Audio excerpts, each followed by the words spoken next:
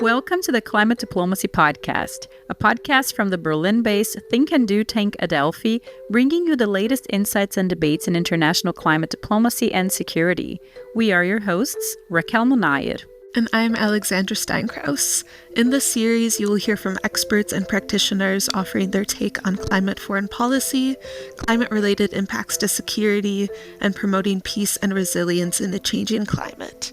For more information, please visit climate-diplomacy.org or follow @ClimateDiplo on Twitter. Hello and welcome back to the Climate Diplomacy Podcast.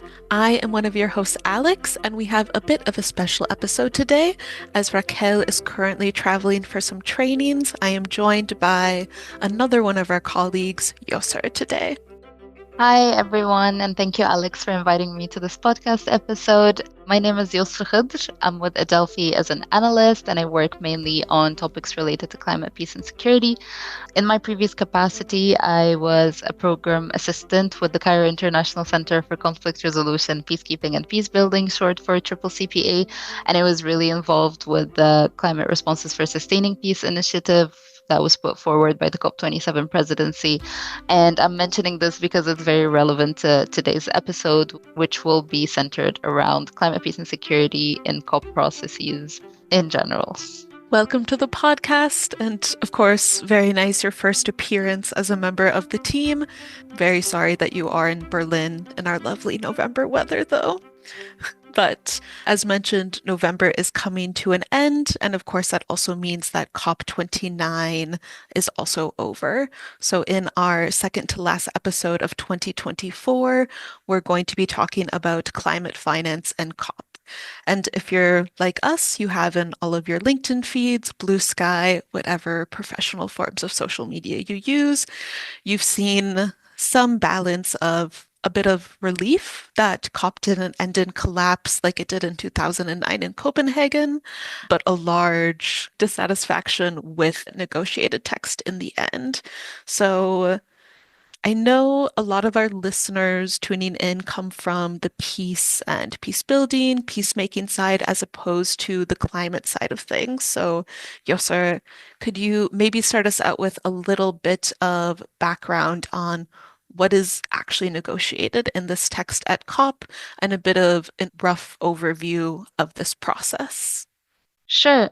So the climate finance negotiations, the Conference of Parties, is serving as the meeting of the parties to the Paris Agreement. They usually refer to it as CMA. And it usually broadly organizes how climate financial structures and processes under the Paris Agreement are supposed to be implemented. So in very broad terms, and trying to avoid any technical jargon, the developed countries, they also usually refer to it as Annex 2 countries to avoid any kind of terms that don't make sense to a large chunk of people. They pledge a certain amount of climate finance under the principles of historical responsibility and CBDR, which is the common but differentiated responsibility, to assist the developing countries or the global south countries in achieving their climate targets, mostly in mitigation, but it should also be in adaptation. What's different or new this year in Baku was the beginning of the NCQG negotiations, and this is the new Collective Quantified Goal on climate finance. And this will basically complement and enhance the ambition and financial mechanisms that were established under the Paris Agreement beyond 2025, so going forward to 2035 and beyond as well. This new negotiated text had a lot of controversy around it, but I'm happy to talk about it in a second. Looking forward to getting into the text itself, and I guess tying in the peace element from the start of the episode. Of course, we have our thematic days that are chosen by the presidency, like the Peace Day at COP, which is likely what a lot of our audience is most familiar with. And outside of the Baku call and the hub this year, and other things like the 2023 declaration that came from the UAE, and also in 2022, like you've mentioned, with the Egyptian presidency at COP27 and climate responses for sustaining sustaining peace. This is often what our climate peace and security community is focused on when it comes to COP and advocacy and looking at these outcomes that aren't necessarily part of the negotiated process. But of course, we know that 70% of climate vulnerable countries across the world are also the most fragile, and they often don't receive the funding that's needed. In addition to this, what is the connection between climate peace and security, like these negotiated portions of COP outside of the thematic days? So the thematic days are there, they hold the momentum, and the events that are related to peace and recovery, they stand a very strong recognition of the political will and the prioritization of climate and peace agenda by COP presidencies, starting from COP27 with the climate responses for sustaining peace, moving forward to the COP28, the climate relief recovery and peace initiative, like the day and the declaration, and now with the Baku call and hub, it keeps the momentum going. Everyone is very engaged in the peace processes. However, that being said, climate and peace, they largely remain almost entirely outside of the doors of the official negotiations. And also, in the climate finance negotiations, a lot of the discussions are centered around how developing countries should receive the necessary finance to make sure that they can adapt and they can mitigate the effects of climate change. And as you said, many of these countries also face fragility, they face conflict. The way climate finance negotiations are being structured is twofold.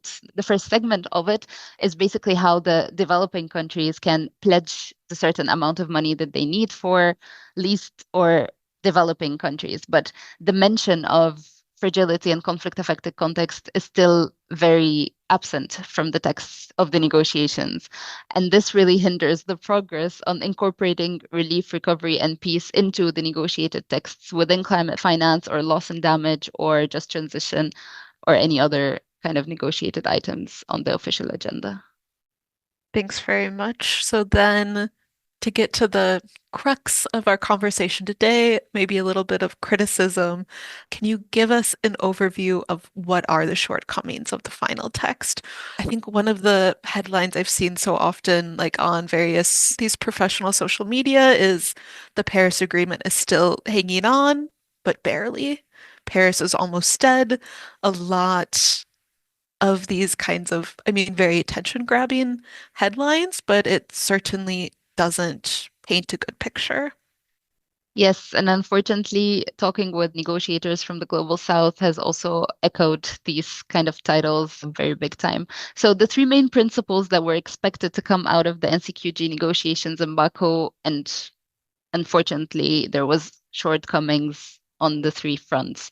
The first one was people were expecting increased quantum of climate finance, and they anticipated that the numbers would match what the Global South countries were asking. However, Can you just explain a little bit what this increase in quantum of climate finance means? so the increased quantum is basically how much money will be directed towards Global South countries. So The this is like the quantum, overall entire amount in the pot. exactly. People were expecting something between 500 billion US dollars annually, but this has fell a little bit shorter than the anticipated. How much is a little bit shorter? You've So the final text was adopted at 300 billion US dollars in pledges, while also raising ambition to mobilize at least 1.3 trillion US dollars from other sources. However, the needs of nationally determined contributions and national adaptation plans by developing countries, they amount to more than 5 trillion US dollars by 2035. So the gap is still widening. And if the inflation rates are also factored in, a lot of people are actually saying that the 300 billion US dollars pledge is not very different from the 2015 100 billion pledge in the Paris Agreement. So this puts us a little bit in the same position and doesn't really raise the bar from the previous ineffective goals. just an offhanded question to you. So you mentioned, of course, 300 billion was pledged, but when we see text like raising ambition to mobilize at least 1.3 trillion from other sources. What does this actually mean? Because of course, 1.3 trillion, that's an insane amount compared to the 300 billion mentioned. And I guess this is a bit of a twofold follow-up with one, is that actually reasonable, or is it just a way to save face and put this in the text? And what are these other sources if this is the finance COP? And like COP is the place to negotiate these things. That seems like a really large amount to leave to other sources or possibilities. And what does this actually look like potentially? Yeah, very good question. Just to clarify, the 300 billion US dollars are pledged by governmental and public funding, basically that goes from government to government in terms of like the actual climate finance. And it is decided annually. So it's 300 billion US dollars annually, while the 1.3 trillion is until 2035. The thing that distincts the two, like the terming raising ambition to mobilize at least 1.3 trillion US dollars, is that it comes from different kinds of funding as well, bilateral and multilateral funding, public and private financing in terms of grants and loans, and different types of concessional and unfortunately non-concessional loans and grants by these different institutions. So it's not just public funding or things that the governments will commit to and be held accountable of, but also Mhm. from different sources that could have like different barriers or different hindrances to developing countries and paying back these loans Okay, on the makes long sense. term. So I guess then with the more diversified sources of different funding, as well as the different time span, 1.3 trillion will clearly a lot on paper doesn't seem so insurmountable when broken down like that. Exactly. And this is what a lot of people were saying as well, that the 1.3 trillion was the goal and should have been in the final text as the pledged amount that goes until 2035 to developing countries. But in reality, it doesn't say much to what exactly will be the measures and the mechanisms implemented to make sure that this amount will be reached by 2035. There was, however, the initiative of the COP29 presidency, the Baku to Belém roadmap to 1.3 trillion. It's a great initiative, and it was also mentioned in the final adopted text of the NCQG. But at the same time, a lot of the critics and experts on climate finance were doubting whether this will be feasible and manageable, or will it just be like ink on paper? And then the three shortcomings. I kind of cut you off with the follow-up questions. All good, all good. So the second shortcoming is in terms of the quality of the finance itself, in terms of grant-based and highly concessional climate finance, as well as the specific needs and priorities of the low capacity and the fragility affected country parties. This, like, not specifically identifying that this climate finance will be grant-based or will be concessional in terms of how it's delivered to developing countries, significantly hinders like their ability to effectively implement their NDCs and their NAPs, and the overall pathway to the just transition and the green transition and phasing out of their fossil fuel industries will be hindered by trying to repay back these loans on the long run and also on the short run. And finally, the final issue that was anticipated to come out of the NCQG but didn't was around transparency and trust. Because many developing country parties, they requested transparent monitoring and evaluation parameters to track the new quantified goal that should have been agreed on or was agreed on, but unfortunately came very short. And this is a reasonable ask, given that the actual goal of the Paris Agreement, the 100 billion US dollars, was only achieved after 2 years of the deadline. So it was achieved in 2022, while the deadline was 2020. Some people say that it was too little, too late, but it's better to receive something than to receive nothing. And this was also echoed in the negotiations of the NCQG. Many of the activists that were there at COP were also trying to voice their opinion. Is no deal better than a bad deal, or is a bad deal saves the situation a little bit? Great point, great question. We could have an entire podcast episode on that, I think. Definitely. And while these measures did exist in the final text, it was significantly watered down from the previous iterations and from the drafts that were agreed on in the SBs, like SB 60. It actually raises more questions, as you were saying, than answers about the level of commitment and actual transparency of the whole process from the developed to the developing countries.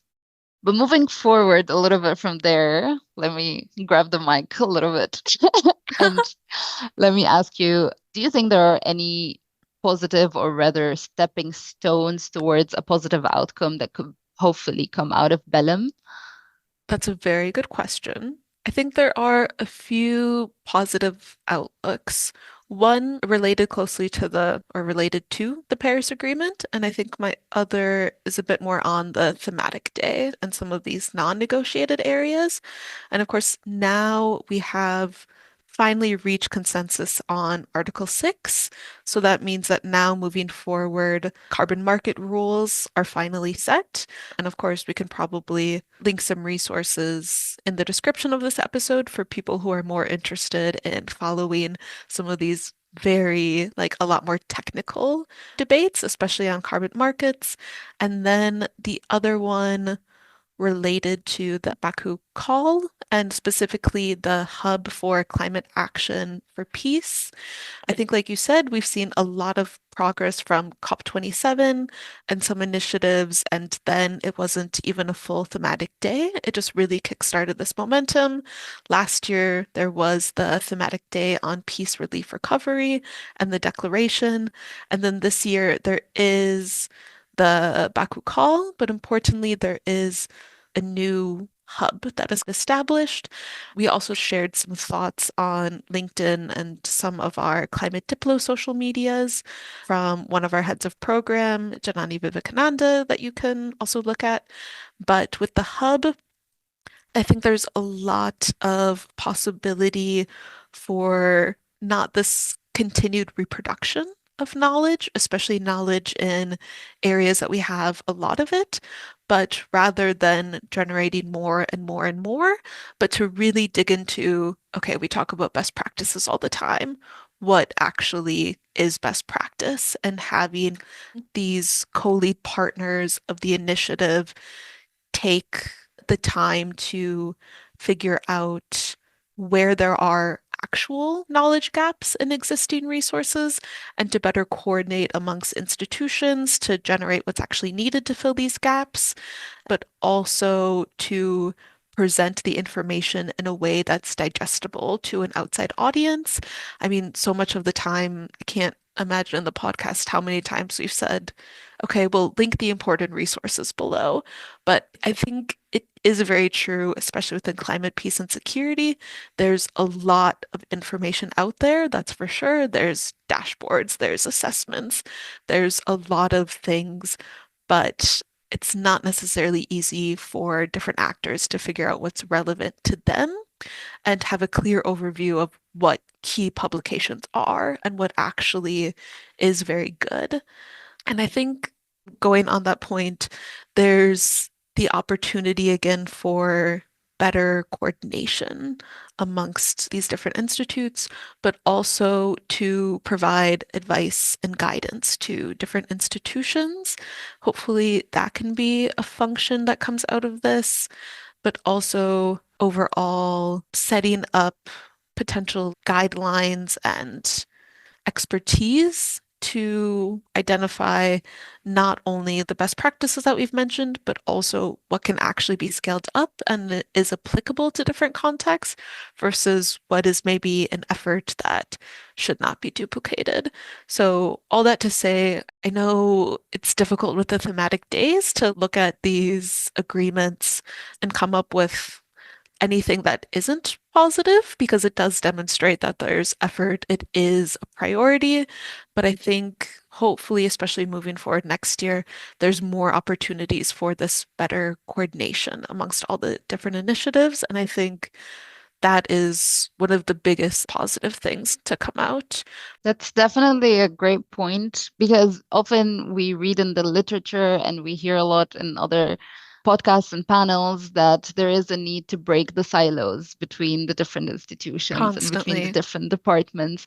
And Yeah. also in climate finance and peace building finance, how to streamline that and make sure that they go in the right direction and that the climate finance in general is conflict sensitive and that peace building finance also does not undermine climate needs Hmm. in contexts that are affected by fragility and that are vulnerable to climate change.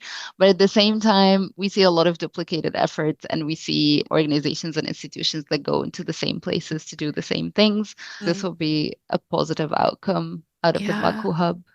And especially when organizations and institutions are, of course, often applying for the same funding.